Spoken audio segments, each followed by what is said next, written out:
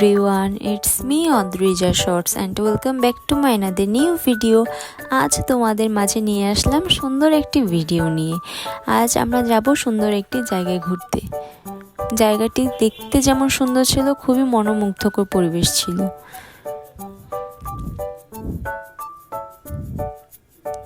তো চলো দেখতে থাকো ভিডিওটি, এবং ভিডিওটি ভালো লাগলে অবশ্যই কমেন্ট এবং শেয়ার করে দিও। ধন্যবাদ সবাইকে।